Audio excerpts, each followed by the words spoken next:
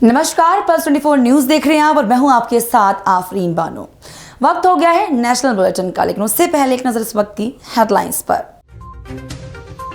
बिहार में voter list विवाद को लेकर महागठबंधन का बिहार बंद। कांग्रेस नेता राहुल गांधी और राजद नेता तेजस्वी यादव दिखे साथ साथ। दोनों नेताओं ने कार्यकर्ताओं के साथ निकाला पैदल मार्च। पटना में निर्दलीय सांसद पप्पू यादव के नेतृत्व में वोट बंदी के खिलाफ रेल चक्का जाम। सरकार के खिलाफ जताई अपनी नाराजगी। रेल चक्का जाम के चलते लोगों को करना पड़ा परेशानियों का सामना। बिहार सरकार का विपक्ष पर पलटवार। डिप्टी सीएम सम्राट चौधरी ने कहा, बिहार में पिकनिक मनाने आए राहुल गांधी, राज्य की जनता के विपक्ष को कोई परवाह नहीं। अयोध्या में मुख्यमंत्री योगी आदित्यनाथ ने एक पेड़ मां के नाम अभियान के तहत किया पौधारोपण। सीएम योगी आदित्यनाथ ने पौधारोपण कर ली सेल्फी। कहा, हम हीट वेव से ग्रीन वेव की ओर बढ़ गए। बुलेटिन की शुरुआत बड़ी खबर के साथ करेंगे। बिहार में विधानसभा चुनाव पास हैं और सियासत गर्म है। बिहार में वोटर लिस्ट विवाद को लेकर महागठबंधन ने बिहार बंद का आह्वान किया। इस बंद में कांग्रेस नेता राहुल गांधी भी शामिल हुए और कार्यकर्ताओं के साथ मिलकर पैदल मार्च निकाला। नेता प्रतिपक्ष राहुल गांधी ने तेजस्वी यादव और इंडिया गठबंधन के अन्य नेताओं के साथ चुनाव आयोग के खिलाफ जबरदस्त पैदल मार्च किया, जहां पटना की सड़कों पर संविधान की प्रतिक्रिया लेकर वोट बचाओ के नारों के साथ विपक्ष ने सरकार और आयोग को घेरने की रणनीति को खुलकर सामने रखा। इस पूरे विरोध प्रदर्शन को बिहार बंद का समर्थन भी मिला और राजधानी में सामान्य जनजीवन प्रभावित रहा, जिसके बाद राहुल गांधी ने कहा कि जिस तरह महाराष्ट्र चुनाव में वोटों की चोरी हुई, उसी तरह की कोशिश बिहार में भी हो रही है। तो वहीं दूसरी तरफ राजद नेता तेजस्वी यादव ने भी चुनाव आयोग की मंशा पर सवाल उठाते हुए कहा कि गुजरात से आए अफसर बिहार के मतदाताओं का भाग्य तय नहीं कर सकते। और संविधान में लिखा है कि हिंदुस्तान के हर नागरिक को, चाहे वो किसी भी जात का हो, किसी भी धर्म का हो, हर नागरिक को एक वोट मिलना चाहिए। इलेक्शन कमीशन, मैं आपको साफ बोल रहा हूं और आप जानते हो, मैं बिना बात को समझे, बिना गहराई में जाकर मैं नहीं बोलता हूं। मैं हिंदुस्तान की जनता को और बिहार की जनता को कह रहा हूं कि महाराष्ट्र का चुनाव चोरी किया गया था और जैसे महाराष्ट्र का चुनाव चोरी किया गया था, वैसे ही बिहार का चुनाव चोरी करने की कोशिश की जा रही है। देखिए, उन्हें पता लग गया कि हमने महाराष्ट्र मॉडल समझ लिया है, इसीलिए वो अब नया बिहार मॉडल लाए हैं। और मैं आपको साफ बताना चाहता हूं कि ये गरीबों का वोट छीनने का तरीका है ये, और मगर ये इन लोगों को मालूम नहीं है कि ये बिहार है। ये बात समझे नहीं है, ये बिहार है और बिहार की जनता ये कभी नहीं होने देगी।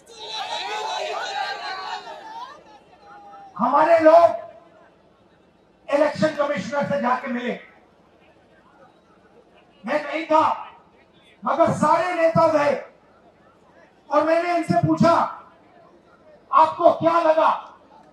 और सारे के सारों ने कहा कि इलेक्शन कमिश्नर बीजेपी और आरएसएस जैसे बात कर रहे हैं। वो भूल गए हैं कि वो किसी राजनीतिक पार्टी के नहीं है, वो हिंदुस्तान के इलेक्शन कमिश्नर है और उनका काम इस संविधान की रक्षा करने का है। और मैं यहां से क्लियर मैसेज देना चाहता हूं, आपको जो करना है करिए, मगर बाद में कानून आप पर लागू होगा। भूलिए मत, आप कितने भी बड़े हो, कहीं भी बैठे हो, कानून आपको नहीं छोड़ेगा। मैं आपको गारंटी दे रहा हूं कि कानून आपको नहीं छोड़ेगा। आपका काम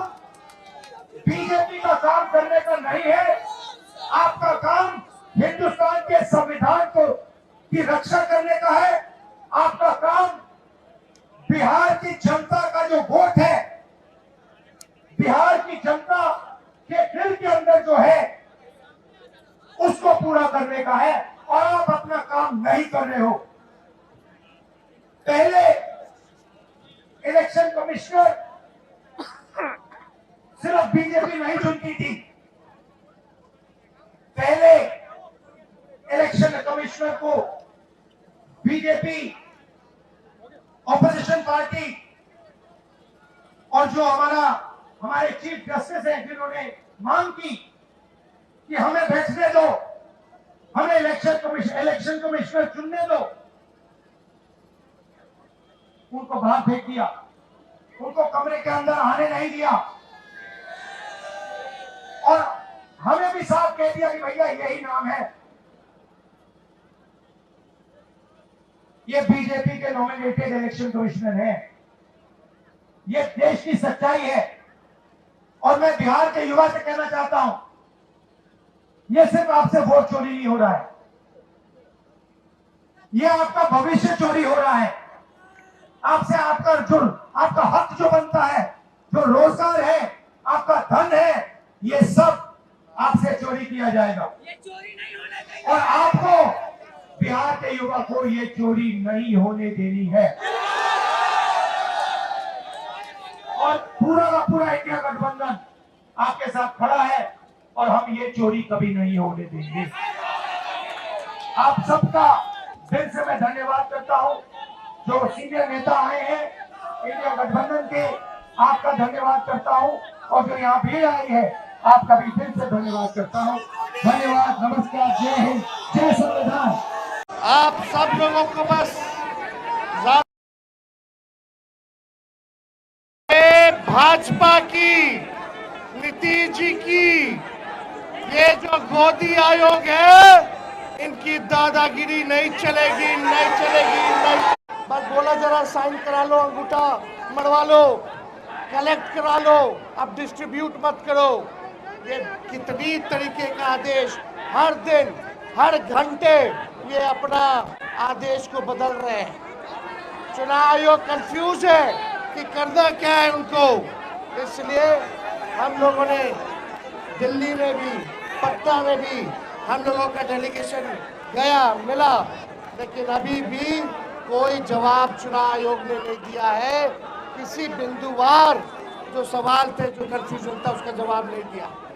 इसलिए बिहार के लोग एक हो गए हैं और बिहार में अमित शाह जी और नरेंद्र मोदी और नीतीश जी की दादागिरी नहीं चलने दिया जाएगा, नहीं चलने दिया जाएगा। इन्हीं चंद शब्दों के साथ आप सब लोग जो बिहार बंद में अपना योगदान दिए हैं, इसके लिए दिल से हम धन्यवाद देना चाहते हैं।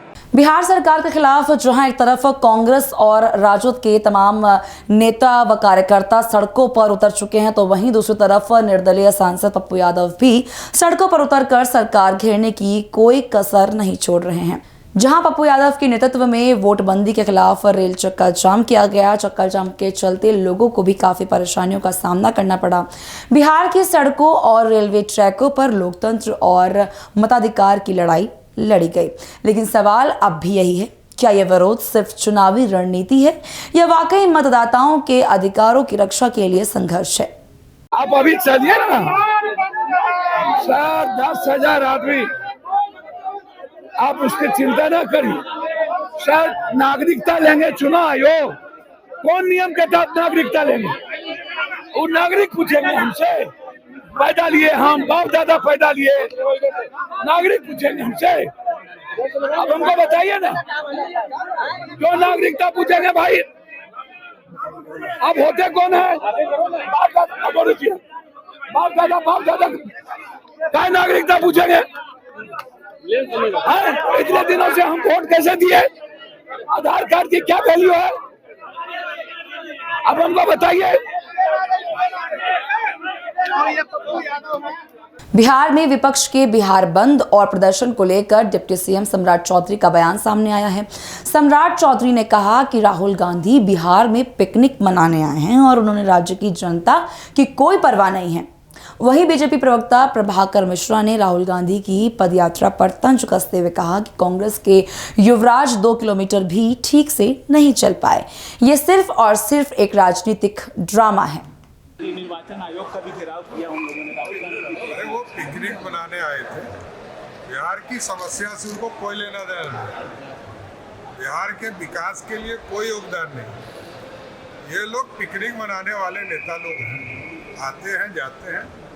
बिहार में अच्छा प्रगति देखा होगा, अभी आएंगे तो एयरपोर्ट भी देखेंगे, बड़ा अच्छा एयरपोर्ट बना है। युवा आयोग का गठन किया गया है। बिहार में युवा आयोग का गठन किया गया है। को भाजपा आयोग कह रहे हैं कि ऐसे काम नहीं करे चुनाव आयोग, गरीबों का हक नहीं छीने।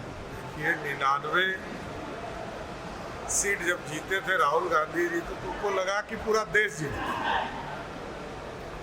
तो लोकतंत्र है, लोकतंत्र में वोट लेना पड़ता है, जनता का आशीर्वाद चाहिए, राजतंत्र नहीं है। ये गांधी परिवार के राजतंत्र खत्म हो गए, अब ये जनता का लोकतंत्र है, जनता तय करेगी। युवा आयोग का गठन पे क्या कहेंगे? डायरेक्शन लागू किया गया है सर।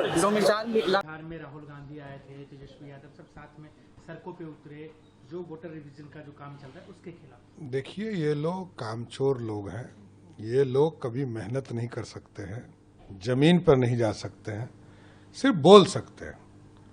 ये लोग कभी बूथ पर नहीं जाने वाले लोग हैं।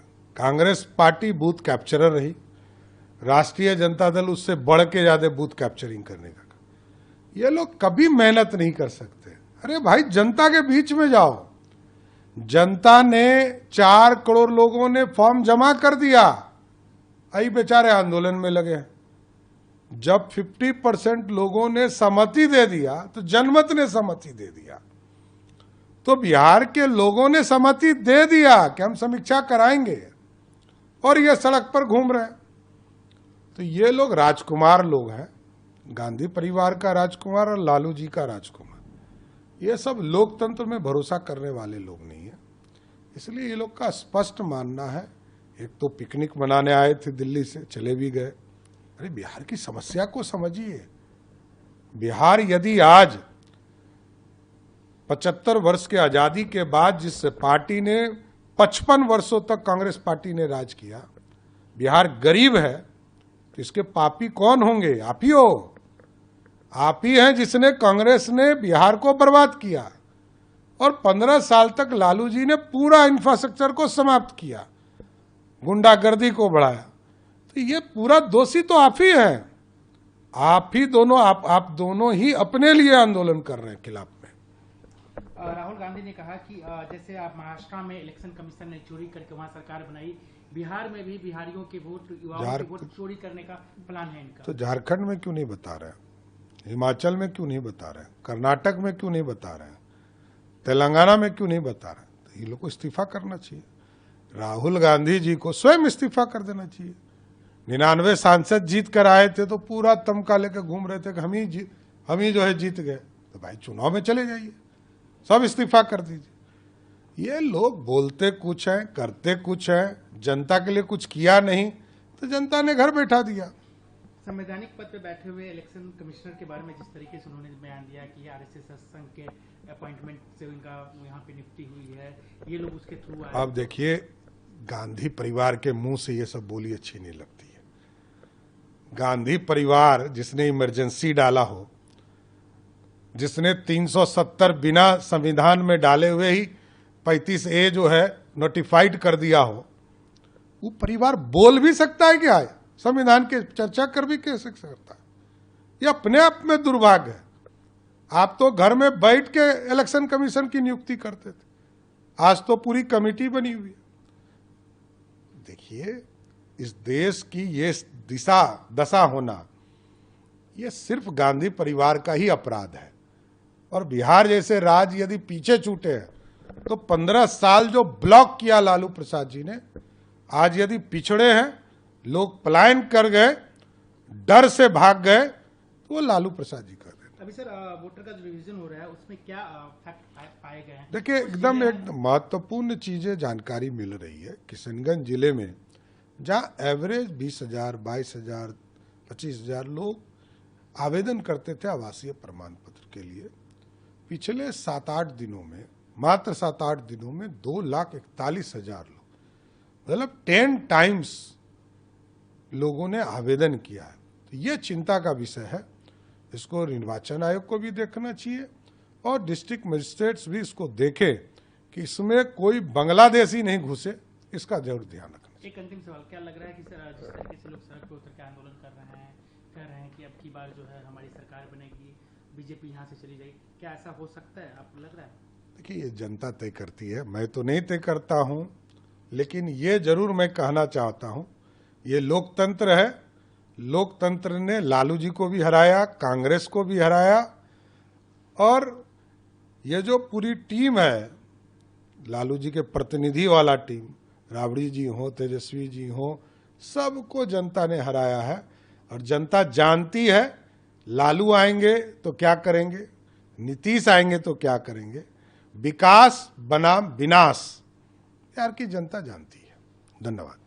एक तरफ जहां बिहार में विपक्ष सड़कों पर उतरकर सरकार को घेरने में कोई कसर नहीं छोड़ रहा है, तो वहीं दूसरी तरफ बीजेपी के नेता अपनी सरकार का बचाव करते और विपक्ष पर पलटवार करते हुए नजर आ रहे हैं। इसी को लेकर बीजेपी नेता पूनम शर्मा ने राहुल गांधी और तेजस्वी यादव पर गंभीर आरोप लगाए हैं।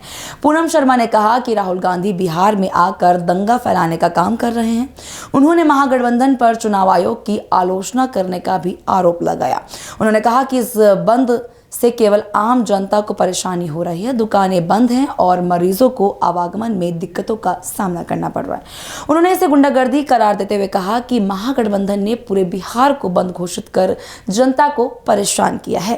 बिहार बंद को लेकर क्या कहेंगे? देखिए, बिहार बंद इन लोगों ने जो किया है, महागठबंधन, आप ये सोचिए कि बिहार बंद का कारण क्या है। इन लोग के मन में क्या है कि हमारी जो जनता है उसको उकसाएं, उसको भ्रम में रखें। आखिर क्या कारण है? हमारी संवैधानिक संस्था होती है चुनाव आयोग, और उस चुनाव आयोग पर ये उंगली उठा रहा है। ये उंगली को समय आते ही हमारे लोग जवाब देंगे। ये महागठबंधन का जो गुंडा राज था, आज भी वो चाह रहे हैं कि हमारा गुंडा राज रहे, और इसलिए ही उसने आज बंद बुलवाया है। आप देखो, अभी राहुल गांधी पटना आए हुए हैं। किस लिए आए हैं? राहुल गांधी का आज आना क्या कहना है? वो यहाँ दंगा फैलाना चाह रहे हैं। वो यहाँ के हमारे बिहार की जनता को, हमारे लोग को क्या बताना चाह रहे हैं कि हमारा जो सरकार चल रहा है, अभी का सशक्त सरकार जो अभी चल रहा है, उसको निस्तनाबूद करने के लिए ये इनकी छोटी सी बुद्धि काम कर रही है। ये होने वाला नहीं है। हमारी जनता, हमारे लोग भ्रम में आने वाले नहीं है। आप देखो, आज मरीज कितना परेशानी हो रहा है, कहीं कहीं पे रोक दे रहे हैं, रुकने वाले नहीं है। सारे लोग सभी जगह जाएंगे। दुकानदार को बंद किया जा रहा है डंडा से, उनकी रोजी रोटी पर दिया जा रहा है, आज प्रहार किया जा रहा है। और वो क्या कर रहे हैं? कहीं रैली कर रहे हैं। रैली जब कर रहे हैं तो आपकी गाड़ी आ रही है ना आ रही है? आप रैली के लिए लोग को बुला रहे हैं कि नहीं बुला रहे हैं? ये कैसी बंदी है? हमें बताए, हमें जवाब दे महागठबंधन। आखिर वो क्यों भ्रम में डालना चाह रही है? अगर हमारा वोटर मतदाता पुनरीक्षण हो रहा है तो क्या गलत हो रहा है? हमारे देश के लोग हैं। आप जाओ हवाई जहाज से, आपका चेक करेगा टोटल चीज। अब ट्रेन में दो पूरा पता मांगेगा। फिर हमारे यहाँ अगर चुनाव होगा तो हम अपने पूरा पता देने में क्यों असमर्थ हैं? आखिर क्या हमारे अंदर है जो वो दिखाना नहीं चाहते हैं? ऐसे लोग जो हमारे भारत के नहीं है, उसका अगर पुनरीक्षण में मतदाता सूची में होगा और नाम कटेगा, इसमें कहीं कोई गलत नहीं है। राहुल गांधी का आगमन को लेकर क्या है? राहुल गांधी यहाँ दंगा फैलाने आ रहे हैं। वो आगमन नहीं है उनका। वो पप्पू अपना सारा जगह से वो जब फेल्योर हो गए हैं तो बिहार में फिर आए हैं। राहुल गांधी अगर दंगा फैलाने का काम करेंगे तो ये बिहार की जनता उनको जवाब देगी बहुत जल्द। उत्तर प्रदेश के मुख्यमंत्री योगी आदित्यनाथ ने एक पेड़ मां के नाम अभियान के तहत अयोध्या में दशरथ पथ पर रामपुर हलवारा गांव में पौधारोपण किया और सेल्फी ली। इस मौके पर सीएम योगी ने कहा कि इस वर्ष हम 52 करोड़ पौधे लगाने जा रहे हैं। पिछले 8 वर्षों में हमने 204 करोड़ पेड़ लगाए हैं और उनमें से 75% से अधिक जीवित हैं। साथ ही कहा कि हम हीट वेव से ग्रीन वेव की ओर बढ़ गए हैं और भविष्य में हम ग्रह को बचाने में योगदान दे पाएंगे। जब मैं आपके बीच में इस विराट अभियान के बारे में 2 बात कहने के लिए और अपील करने के लिए आपके बीच आया हो, तब मुझे बताते हुए प्रसन्नता है कि अयोध्या और उसके आसपास के जनपदों में तो भारी बारिश पड़ रही है, कई जनपदों में बारिश है। उस सब के बावजूद प्रातः 7 बजे से जो कार्यक्रम प्रारंभ हुआ, उस कार्यक्रम की श्रृंखला में एक पेड़ मां के नाम अब तक 22 करोड़ से अधिक वृक्षारोपण का लक्ष्य उत्तर प्रदेश के अंदर पूरा किया जा चुका है। बहनों और भाइयों, ये 22 करोड़ वृक्षारोपण का मतलब उत्तर प्रदेश के एक एक व्यक्ति के नाम पर एक उसके द्वारा लगाया गया पौधा अपनी मां के प्रति भी और धरती माता के प्रति हमारी कृतज्ञता को ज्ञापित करने का एक माध्यम बना है। याद करना हमारा वैदिक उद्घोष भी रहा है, माता भूमि पुत्रोहम पृथिव्या का। ये धरती हमारी माता है, हम इसके पुत्र हैं। ये धरती के साथ ये केवल जमीन का टुकड़ा नहीं, बल्कि आत्मीय भाव दुनिया के अंदर केवल और केवल भारत के अंदर देखने को मिलता है। हमारे ऋषि मुनियों ने इस प्रकार के संस्कारों के साथ हमें जोड़ा है। और धरती माता स्वस्थ है तो हम सब स्वस्थ हैं। धरती माता अगर बीमार है, याद करना न केवल मानव जाति के लिए, जीव सृष्टि के लिए जीवन मरण का प्रश्न बन जाएगा। उनके लिए चेतावनी का संकट आ जाएगा। और इसीलिए प्रधानमंत्री जी के प्रेरणादायी मार्गदर्शन में 8 वर्ष पहले हम लोगों ने जो संकल्प लिया था कि लगातार उससे पहले के 15-20 वर्षों में उत्तर प्रदेश के अंदर वन माफिया, खनन माफिया, पेशेवर माफियाओं के द्वारा व्यापक वन कटान, अवैध खनन के माध्यम से जो अव्यवस्था और अराजकता फैलाई गई थी, वनाच्छादन लगातार कम होने होता जा रहा था। विकास तो नहीं हो रहा था, लेकिन वनाच्छादन भी कम होता जा रहा था। उसको बनाए रखने के लिए, जलवायु परिवर्तन की समस्या को समाधान करने के लिए, अतिवृष्टि अनावृष्टि के समस्या का समाधान करने के लिए हम लोगों ने 8 वर्ष पहले जिस अभियान को प्रारंभ किया था, बहनों और भाइयों, अब तक 204 करोड़ पौधरोपण का काम उत्तर प्रदेश के अंदर विगत 8 वर्ष के अंदर संपन्न हुआ है। अब यहां केवल देश की महत्वपूर्ण संस्थाएं नहीं, केवल भारत सरकार ही नहीं, बल्कि अंतर्राष्ट्रीय संस्थाएं भी स्वीकार कर रही हैं। उत्तर प्रदेश के अंदर वनाच्छादन बढ़ा है। पहले उत्तर प्रदेश के अंदर 17 के पहले 9% का मात्र वनाच्छादन रह गया था। आज ये बढ़कर के 10% पहुंच चुका है। और ये हर वर्ष अगर हम 35 से 36 करोड़ वृक्षारोपण के इस लक्ष्य को प्राप्त करते रहेंगे, कोई कारण नहीं, एक समय ऐसा आएगा जब जितनी आबादी भारत की उत्तर प्रदेश में रह रही है, उतना वनाच्छादन हमारे पास होगा। यानी हीट वेव को ग्रीन वेव में बदलने का एक बृहद अभियान, और उस बृहद अभियान का हिस्सा आप सब बन रहे हैं। ये धरती माता के प्रति भी, उसकी सेहत को सुधारने के लिए भी हमारे द्वारा धरती माता के प्रति कृतज्ञता ज्ञापित करने का और मां की स्मृतियों को जीवंत बनाए रखने का भी एक कार्यक्रम है। मुझे याद है जब हम लोगों ने पहले दिन 2017 में वृक्षारोपण के कार्यक्रम के लिए बैठक ली, वन विभाग से जब मैंने पूछा था कितनी नर्सरी है, जिंदगी में कहते हैं ना, एक सही रास्ता मिल जाए तो तकदीर बदल जाती है, लेकिन सोचिए एक ऐसा गांव जो लंबे समय से सिर्फ एक रास्ता बनाने की मांग कर रहा है ताकि उसका जीवन थोड़ा आसान हो सके।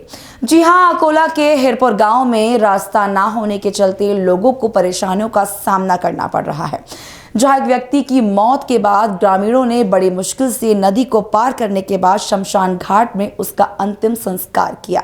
आप ये कह सकते हैं कि उसका अंतिम वक्त में भी उनके परिवार के लोगों ने, उनके जानने वालों ने उनको शमशान तक पहुंचाने में कितना संघर्ष किया होगा।